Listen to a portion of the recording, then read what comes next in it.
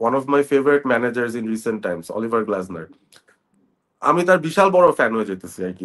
Since last সিজনে আমি তার মানে ট্যাকটিক্স, তার টিম সেট আপ করার যেই সিস্টেম এবং টিমের ভেতরে যেই প্লেয়ার গুলোকে বা যেই কোয়ালিটির প্লেয়ার গুলোকে সে আসলে ইউজ করে যেসব পজিশনে, এতটা এফিসিয়েন্টলি সে ইউজ করতে পারে, এইটা আমার কাছে খুবই আই ওপেনিং মনে হয়েছে আর কি।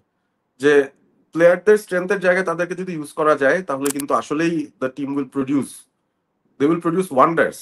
So Crystal Palace is a big example of that. এবং অলিভার গ্লাসনার একটা কাগজে কলমে it's very similar to Amorim system, very similar in terms of the formation, in terms of starting position of each of the players. But ঘটনা হচ্ছে যে ওর কি বলে number 8 পজিশনে তো ও ইসমাইলা সারকে খেলাবে না, বা একটা নাম্বার 10 বা একটা ফরওয়ার্ডকে তো আর নাম্বার 8 খেলাবে না। এই ভুল তো জীবনও করবে না।